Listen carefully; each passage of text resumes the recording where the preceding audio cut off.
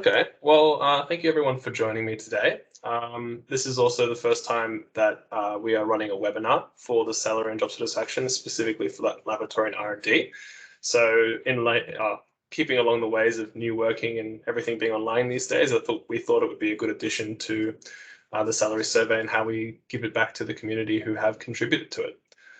So first of all, I'm Sebastian. I'm one of the recruitment consultants at OnQ Recruitment, and I'll be going through this webinar with you today, focusing on the R&D and laboratory sector. The survey will have a general focus on job satisfaction, mobility, recruitment across the whole industry, which is the life science industry, as well as the data specific to the laboratory and R&D areas. Just some housekeeping items before we get started. Please use the chat function if you have any questions. I'm more than happy to answer them at any point in time during it. And secondly, we will be recording this webinar as well and posting it online for others to see who haven't had a chance to see it yet. So thank you so much again for joining me, and let's get into it. So to set the agenda for today, first of all, I'll be covering the context of the survey. And by context, I mean who the contributors are, where they're specifically coming from, and of course, the breakdown of the R&D contributors specifically. I'll then go into the salaries and how they have increased over the last year, as well as the benefits received outside of salary, or what we call non-cash benefits. We'll also move on to the employee experience, which is essentially what contributors are saying around what their feelings are about their workplace, their thoughts on various non-cash benefits and the new ways of working in today's post-COVID or post-COVID world, however you want to look at it. We'll also look at what managers are telling us. They've had some interesting times over the last 12 to 24 months, and they've had to really adapt quickly to the changes with COVID impacting their various industries and sectors. So it's important to look at their perspectives and their concerns as well. And finally, the war for talent. It's been a very big talking point in media in the last 12 to 24 months. So I'll be addressing that based on what contributors have been saying and whether or not it's something that is being felt within the laboratory and R&D area as well. So first of all, context.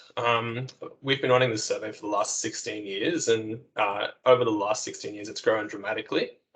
In this year specifically, we took the survey in around the June-July period, which was just when Sydney went into lockdown, which was it's just important to keep in mind the context of when the survey was run and the possible mindset people were in at that time. In relation to the number of contributors across the whole life science sector, we had about 1,000 contributors, with about 60 of those specifically in the laboratory and R&D area. As you can see in this breakdown, they came across from various company sizes, and I mean, there was a slight lean towards women who contributed this year, but generally it was still quite even. In terms of international and Australian-owned companies, once again, it was slightly leaning towards the international companies, but generally still quite 50-50. All right. In terms of the R&D and laboratory areas specifically, looking at the sort of job titles that have been surveyed, we're getting contributors from all levels, from directors down through to technicians and everything in between. So it's a generally quite a good split here, and it gives us a good indication of where people are coming from and what the sort of thoughts are across all different levels. In terms of the sectors specifically that are being surveyed, so contract manufacturing is definitely the biggest source of contributors this year, with the laboratory services and FMCG/food and beverage areas coming in a close second and third. But without saying it, outside of that, I mean, of course, we've got the biotechnology, academia, MRIs, and the pharmaceutical industries as well. So there is a good mix of people contributing. And all up in this sector, we had about 63 contributors from the laboratory and R&D fields. So moving on to salary and remuneration. When we look at the industry as a whole, so the life science industry as a whole, 64% of respondents received a pay increase, which was quite split between about 1/3, 1% to 2%, another third, about 3% to 4%, with the remaining third split across 5% or more. So we can see that despite all the different factors at play over the last 12 months, salaries have been going up nonetheless, And although a third of them were only around the CPI level, 2/3 did receive a pay rise that were higher. And sorry, when I say 2/3, I mean 2/3 of the 64% who did receive them. Of the 1/3 of contributors who did not receive a pay increase within the life science sector, the top reasons cited for that were pay rises being on hold due to COVID, as well as not receiving any feedback from the company, or alternatively, the company having inadequate company performance. Out of all the contributors who did receive a pay, other people who changed roles, 53% of those respondents who moved roles also received a pay rise. So it seemed like moving jobs was a good way to receive a pay rise in the last 12 months, which I will touch on again later when I do cover the war for talent. Looking specifically at R&D and laboratory, however, we do see a slightly different picture in the last 12 months. So comparatively, like I said, 64% of people in the life science industry received a pay rise, whereas in laboratory and R&D, that number dropped to only 49%. And when we actually look at the people who did receive their pay rises, only 2/3 of those people received a pay rise of only 1 to 2%, which was around the CPI mark or even lower. And looking at 3 to 4%, that's where the last third was, and almost no pay rises above that. So looking at R&D and laboratory as a sector, unfortunately, the pay rises this year were not in line with the rest of the industry, and it is one of the sources potentially showing there is a stagnation in the industry when it comes to salaries. Looking at the reasons, we asked contributors why the pay freezes or the pay rises were not coming in. And if you look at the right side of this slide, across the life science industry as a whole, pay rises on hold due to COVID-19 was only 27%, whereas when you're looking at R&D and laboratory, that number jumps up to 37%, which was the biggest reason why it was on hold.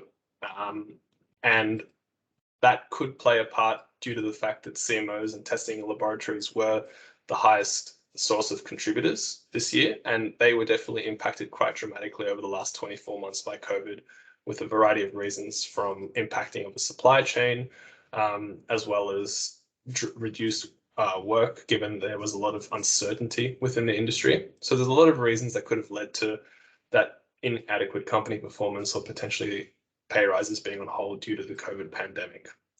But I'm interested to hear from the people who are here. Do any of you see some similarities between what you see here and what you've seen in your own company?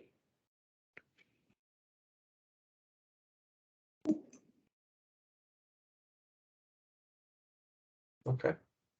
Just thought I'd ask. Was there any questions at Tufa or?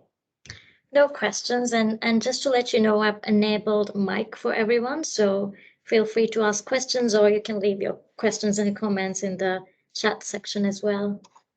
Okay, perfect. Yeah, you're right. There are some commonalities. Last year, 2020, nobody really knew what's going on, so the company did the decision, we don't raise the pay, and see and wait what's happening. Yes, okay. Moving on to bonuses. So this was another area that was quite low comparatively to the rest of the industry. So 63% of people didn't receive a bonus, and those who did were in the realm of about less than 1,000 up to about 5,000-7,000. So once again, compared to the industry, the sector as a broader life science area, R&D and laboratory did fall behind slightly in the bonus area as well. I'm going to show some salary tables here, but I'm not going to go into too much detail just now. Everyone who contributed and is in this webinar will be receiving a copy of it on Friday. So that'll be an opportunity to go through the data with a sort of a fine comb brush. But for now, I just wanted to highlight a few things. So looking at the salaries compared to last year, we don't really see too much difference here. The salaries have remained relatively the same. So, I mean, that's just in line with what we saw in the previous few slides about salary increases not really coming through. Once again, just to outline how this works, we looked at job titles as well as industry sectors. So when we go into the following slide, you'll see the job titles broken down into the individual functional sectors of laboratory and R&D. So you can compare how contract manufacturing does compared to laboratory services and the other areas as well. And these numbers specifically refer to total remuneration. So that's all financial benefits paid, including base salary, as well as super, but it does not include any bonuses. So that is a separate data point. Okay. Looking at non-cash benefits, however, this is an area where the laboratory and R&D does actually provide a good sort of thing to the employees. So when it comes to what is most received versus most valued by employees, there is a lot of similarities. The key differences, however, would definitely be the further studies paid by employers and the subsidized health insurance. So those are two non-cash benefits that have become more and more valued by employees over the last few years. And working from home, of course, although not really as relevant in the laboratory and R&D space, given the nature of the work and how it is based on site, it is still requested, and some companies do provide that. On-site parking, of course, in this industry is probably a bit more relevant, given the fact that those who do go to the office and to the laboratory would require parking. And it is another area that is being provided by the companies. But the 2 points on subsidized health insurance and further studies paid by the employer, I think that is an interesting place to look at if you are a manager or an owner of a business at this point in time. I think it could be used potentially as a retention strategy as well.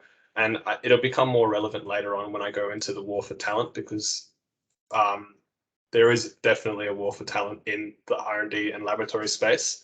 And I think any possible retention strategy that can be employed should definitely be looked at. And those two are definitely the main two that people are looking for, but are not yet receiving. This is that specific list broken down into its constituent parts. So as you can see, most valued non-cash benefits by R&D and laboratory contributors are flexible working hours, opportunity to work from home, on-site parking, subsidies for studies, and subsidies for healthcare, and a number of others as well. But as you can see, working from home and flexible working hours are definitely the top two. And moving on to the next slide, when it looks at being received by contributors, you can see that those two are being received, as well as the on-site parking being provided as well. Moving on to the employee experience itself and how they feel in their work. When we look at the life science industry as a whole, we can see that predominantly people are quite satisfied. It's about 51% who are satisfied, with a further 15% very satisfied and 15% unsatisfied, with another 15% very unsatisfied. So it's good to see that people are generally satisfied in their roles. And the feelings of job security as well have increased over the last 12 months. And I think that's just down to uncertainty being replaced by a little bit more clarity, especially from the government, and just generally the rollout of the vaccines, giving people that peace of mind, knowing that things are looking brighter than they were the same time last year, where there was still a lot of uncertainty and not even a vaccine that had been approved at that point in time. We also break it down by men and women. So we can see that there isn't really too much difference between them, but we thought it would be interesting to include that data point nonetheless. Looking specifically at R&D and laboratory contributors and their satisfaction with their current role, there are some differences here once again, specifically when it comes to the unsatisfied component. I mean, as I said, in the industry as a whole, the life science industry, 15% said that they were unsatisfied, whereas in laboratory and R&D, that number jumps up to 25%. I mean, the reasons for that could be varied. It could predominantly probably be down to the salaries and how they have not increased in the last 24 months. It could also be down to some of the non-cash benefits that were pointed at. I mean, people have said that, I mean, being on site, they're seeing other industries being able to work from home, whereas they don't have that luxury. So that could be one. But there's a multitude of reasons that could potentially lead to this, but it is important to point out that there is a sense of dissatisfaction in the laboratory and R&D space compared to the broader life science industry. Looking at job satisfaction in terms of what people look for with their current employee, essentially what makes them stay, their drivers for change and looking for other positions as well. In the industry as a whole, life sciences, I mean, salary and benefits is always the number one that is picked. Excessive workload is another driver for change, and lack of job satisfaction is another driver. Those are the top three that are cited this year and generally remain the same in years past. Whereas staying with the current employee, flexibility in the workplace, be that working hours, part-time, or the ability to work from home, that's a key reason. I mean, why would you want to leave somewhere where you have that benefit when you don't know if you'll receive that in the next workplace? Supportive management is another key driver. I mean, my own personal experience of talking with candidates has been that people generally, if they have a good manager, are hesitant to leave. They usually contribute more than salary, even, that the manager is their main driver for staying, and that if they were to move, they would have to really have a few interviews with the new manager and actually form a bond of some kind before being willing to move. And of course, the opportunity for career advancement is another. I mean, sometimes you can get to a point in a company where it's hard to move to the next stage, and the only way to do that would be to move companies. Looking at well-being in the workplace and predominantly stress across all sectors, I mean, moderately and occasionally stress is 84%, with extremely stressed being 11%. So, I mean, it's good to see. I mean, like, I would be surprised if the number of never stressed was higher. I mean, moderately and occasionally stressed seems to be quite standard over the last few years, but not too much change over the last few years. And I mean, that could be down to a variety of reasons. I mean, excessive workload would definitely be one, uncertainty is another, and potential company performance would probably be another one for managers. Looking still at the life science sector as a whole, workload and stress, I mean, the light blue would be the previous 12 months, the 12 months before this year, and the dark blue is this year. And what we can see is there hasn't been too much change, except for the mental well-being, where there has been an increase in the people who feel a bit more comfortable around that in the workplace. I think, once again, going back to the uncertainty of the first 12 months of COVID, that was the main driver for that feeling of stress and mental well-being. And that has improved in the last 12 months now, which is good to see. Looking at the R&D and laboratory sectors specifically, the working from home arrangements, like I said, there is potential for it to happen here. I mean, there are companies that do provide this for their employees. Not everyone has to be in the laboratory every day. So this is just a quick breakdown to show you how people are going. So in terms of employers who permit their employees to work from home, there is about 44% of the contributors who do get that ability, whereas 44% are the side that say that they cannot do that at all, given the role is on site. In terms of talent and what managers are saying, so first of all, the number of managers in the contributor list. So there was about 32% of the 63 contributors who are managers, and of them, predominantly, they had about 1 to 5 reports. There were those who did have more than that, but predominantly it was from the people who had 1 to 5 reports. And what they're saying, these are some questions that we asked along the lines of what their concerns were for the future. So retaining talent was definitely going to be one of the more difficult parts for them. I think 47% of those managers said that it was going to become more difficult to retain their staff. Whereas attracting new talent, once again, the majority said that it was going to be more difficult, and obtaining actual approval to hire more staff was also going to be more difficult. So what we're seeing here in all the responses from the managers is that generally there was going to be a lot of problems when it came to the retaining as well as the attracting of new employees within their businesses. In terms of their thoughts on team engagement, sorry, apologies for the title. The R&D and laboratory space, so on average, it has remained the same. Comparative to the industry-wide, though, there is a slight difference there. Also, having decreased significantly, that is another difference between the life science industry as a whole. And this sort of brings us to the war for talent and what people are doing when it comes to looking for new work. So as a life science industry as a whole, what we see is that predominantly people are not looking to change jobs in the next 12 months. Only about, or just under 20% were actually thinking of changing jobs in the next 12 months. And of everyone surveyed, only 38% of people had actually applied for a job in the last 12 months, of which 38% actually received more than one job offer as well. And 60% were actually successful in obtaining a job offer, an actual new position. And that's something that we're seeing as well. There is a lot of people who are applying and actually receiving multiple job offers. And that is leading to some, I guess you could say, heartbreak for hiring managers, where they are actually offering people positions and having them turned down.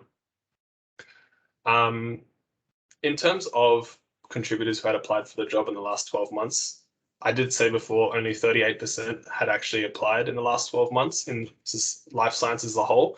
But when we look at laboratory itself, only about 50%, actually 50% of people had actually applied. So it's the highest contributor, the highest job application sector out of everyone surveyed, which was very interesting to see. And I think that's once again compounded by a variety of different factors, most likely contributed to the salaries and how predominantly in this area they have not changed in the last 12 or even 24 months. Looking at the job hunt statistics, people who had applied for roles in the R&D and laboratory space, 65% had not been successful in obtaining a new position. So despite having the highest levels of job applications by contributors, we also had below average people actually getting jobs.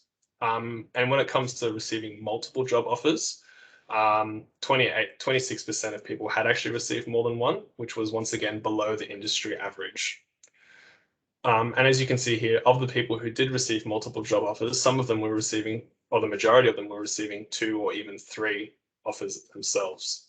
So once again, you can see that there's a lot of the people who are moving are having the option to pick where they want to go, because there are a lot of people recruiting for similar roles. And the people who are very successful in receiving those offers are getting them across the board. I just wanted to go back here to the job satisfaction for the whole industry, because as you can see, the main reasons for leaving employers in the past have been improved salary and benefits. And given the fact that salaries have stagnated within the R&D and laboratory sector, I think that is contributing to that large increase in movement.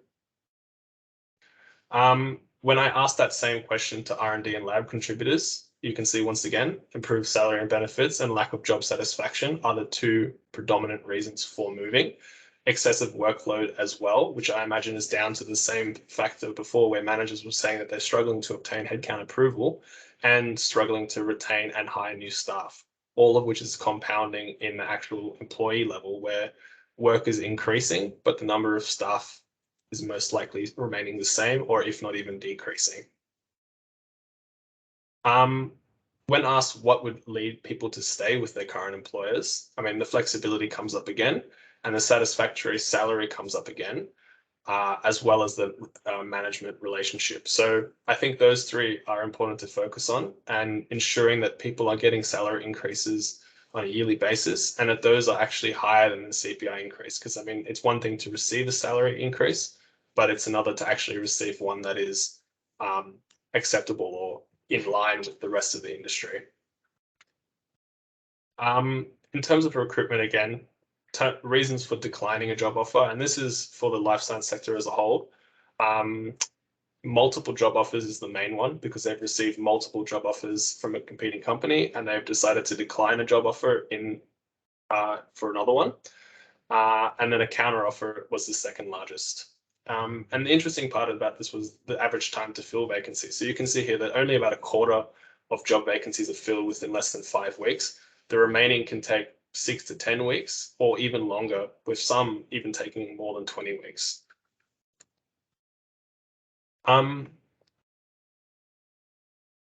So that's my presentation for now. I mean, thank you everyone for joining me. And did anyone have any final questions before we end? I mean, they could be from any part of this presentation.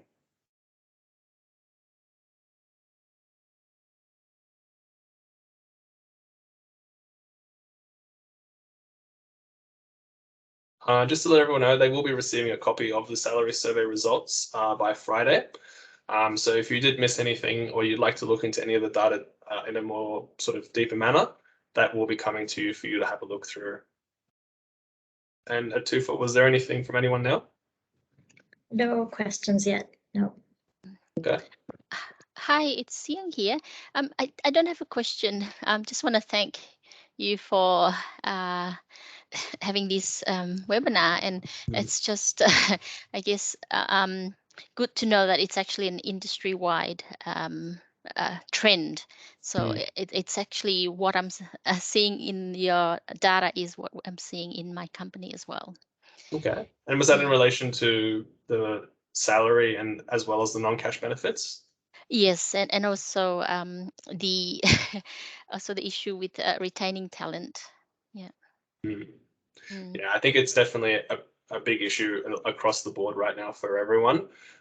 Looking at the laboratory and R&D data specifically, I think it's more of an issue than some other industries.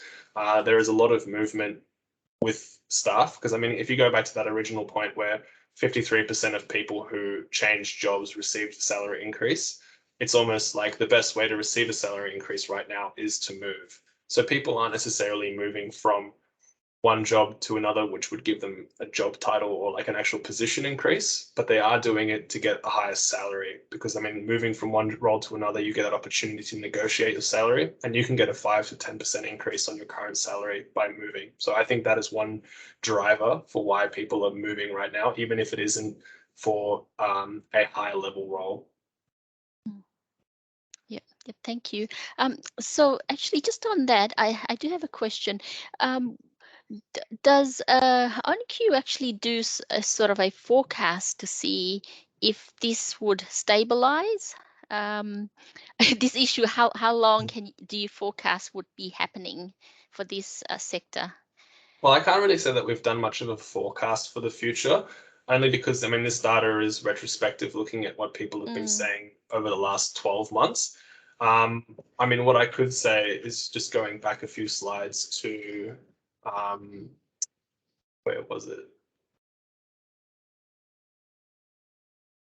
There was a slide on whether or not they'd be interested in moving in the next 12 months, and that number was about 38%. So sorry, I can't find the slide right now. So I think people are definitely still looking to change jobs, and I'm sure it will stabilize with time, especially with the borders opening. I mean, that was always one of the main drivers for excessive workload right now, that there was no new talent coming in apart from fresh graduates, which was making it difficult to fill those more senior roles when either someone retired or someone left for another company, whatever the reason may have been.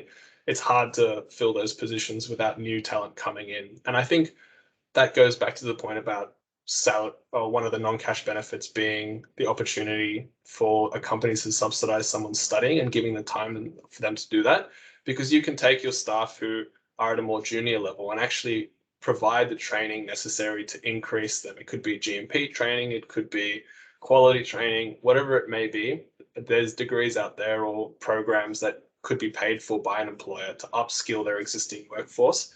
And I think it's a retention strategy as well. I mean, you've basically got that person studying for a year or two, and in that time, they're most likely not going to leave because, of course, they're busy studying.